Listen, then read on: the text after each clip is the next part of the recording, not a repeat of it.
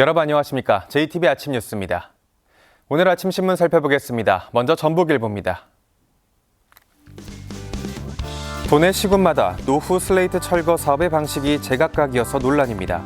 사업을 직접 수행하는 시군이 있는 반면 민간 위탁업체에 수수료까지 내고 맡기는 지역도 있어 세금 낭비라는 지적이 나옵니다. 다음은 전북 도민일보입니다. 공중 화장실의 비상벨 설치가 의무화된 지 3개월이 지났지만 도내에서 설치율은 60% 수준에 그치고 있습니다. 심지어 도내 6개 시군은 비상벨 설치를 위한 관련 조례를 개정조차 하지 않은 것으로 나타났습니다. 이어서 전라일보입니다. 국회 예결특위가 내년도 정부 예산안 심사에 돌입하면서 새만금 SOC 예산의 복원 여부에 관심이 쏠립니다. 예결특위에는 전북의 지역구를 둔 의원들은 물론 전북의 연고를 둔 의원들도 상당수여서 주요 예산 확보에 힘이 실릴 것으로 기대를 모읍니다. 끝으로 매일경제입니다. 오늘부터 내년 상반기까지 공매도 거래가 전면 금지됩니다. 정부는 이 기간 외국인 기관 투자자와 개인 투자자 간의 차별적 대우 등을 해결하기 위한 제도 개선에 나섭니다. 지금까지 아침 신문 살펴봤습니다.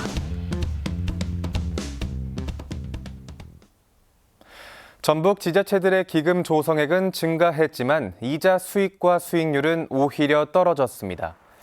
나라살림연구소는 지난해 말 기준으로 전라북도와 14개 시군의 기금액은 2조 2,391억 원으로 두 해 전인 2020년보다 9,994억 원이나 늘었다고 밝혔습니다.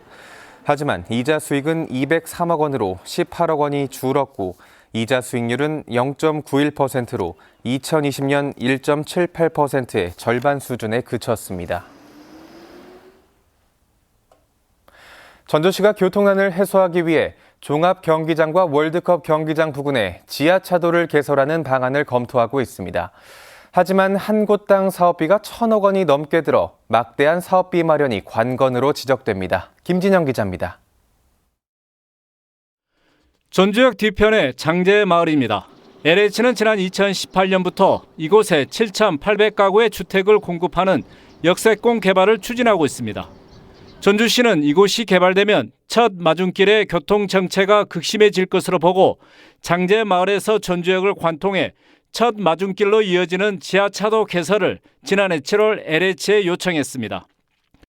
전주 종합경기장 인근 백제대로에도 지하차도 개설이 검토되고 있습니다. 종합경기장 부지가 개발돼 컨벤션 센터와 호텔 등이 들어서면 교통 정체가 빚어질 것으로 예상되기 때문입니다. 전주시는 같은 이유로 복합 스포츠 단지 개발이 추진되는 월드컵 경기장 부근의 지하차도를 시내 쪽으로 확장하는 방안을 검토하고 있습니다. 전주 교통량이 많이 증가가 돼 있잖아요. 그래서 지하차도는 불가피하게 필요하지 않나 저희도 그렇게 생각하고 있습니다.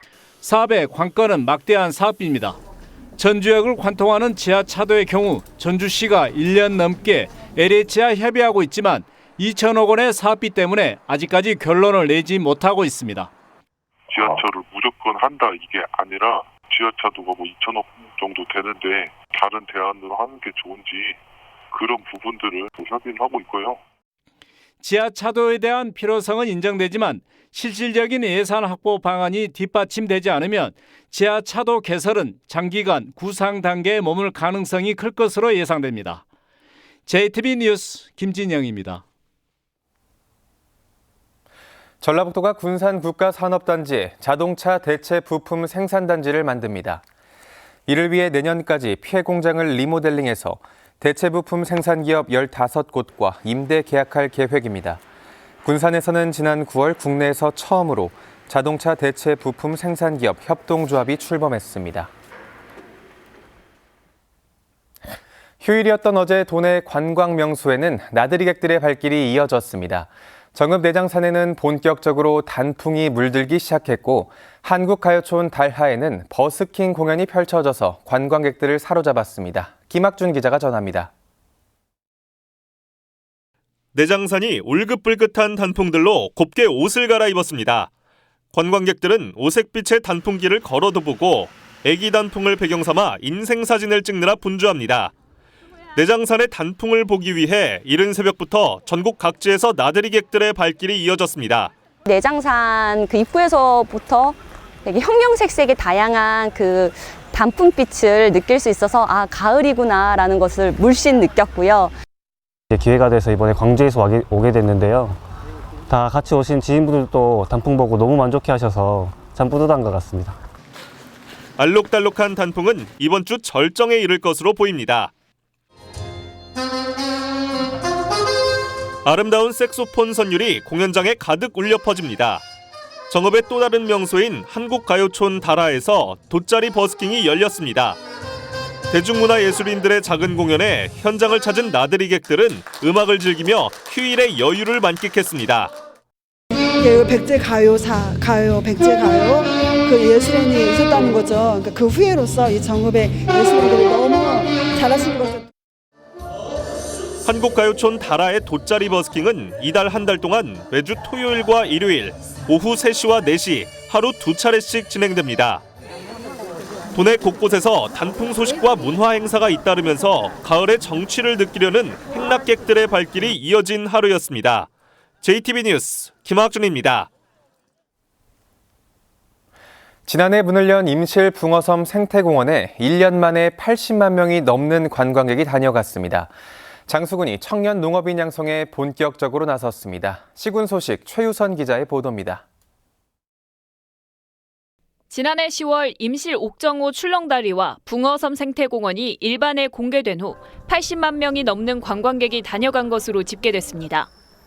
임실군은 앞으로 꽃들과 축제를 연계하고 옥정호 일원의 먹거리와 체험시설도 갖춰 종합 관광 인프라를 구축할 예정입니다. 전북의 대표 관광지를 넘어 전국 대표 관광지로 성장하도록 더욱더 관광 개발에 힘쓰겠습니다. 장수군이 농군사관학교 1기 교육생을 시작으로 스마트팜과 농업 경영 등 본격적인 전문 인력 양성에 나섰습니다. 9개월간의 교육을 마친 청년 농업인은 장수 임대형 스마트팜에 우선 입주할 수 있고 스마트팜 창업 자금에도 가점을 받게 됩니다. 청년 농업인들이 안정적으로 스마트팜 창업에 도전할 수 있도록 지원을 꾸준히 강화해 나가겠습니다. 김재 씨는 오는 10일부터 다음 달 9일까지 농경지에 방치돼 있는 영농 폐기물 처리에 나섭니다. 김재 씨는 농민들에게 분리배출 요령과 수거 보상금을 홍보하고 주민들의 동참을 유도할 계획입니다. 쾌적한 마을 환경 보전을 위하여 영농 폐기물은 지정된 장소에 배출하여 주시기 바랍니다. 무주군과 반딧불 시장 상인들이 김장 나눔 행사를 열고 어려운 이웃들에게 전달할 배추 1,500포기의 김치를 담갔습니다. 참가자들은 150상자의 김치를 전달하고 어려운 이웃들이 김장 부담을 덜고 따뜻한 겨울을 나길 바란다고 말했습니다. JTB 뉴스 최유선입니다. 군산 금난도 개발의 밑그림이 연말쯤 드러날 것으로 보입니다. 해양수산부는 다음 달 말에 금난도와 서천 장항항 개발 방향을 설정할 기본구상 수립 용역 최종 보고회를 열고 내년 상반기 민간 사업자를 공모할 계획입니다.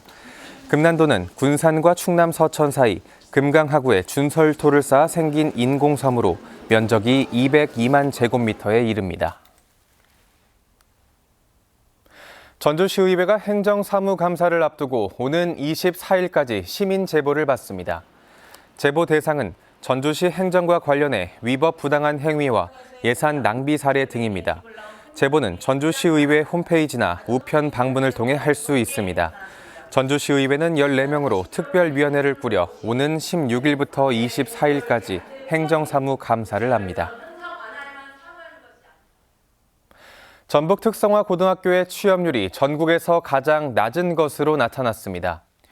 교육부가 발표한 직업계고 졸업자 통계 조사를 보면 올해 전북 특성화고 졸업생 취업률은 43.2%로 전국 17개 시도 가운데 최하위를 기록했습니다.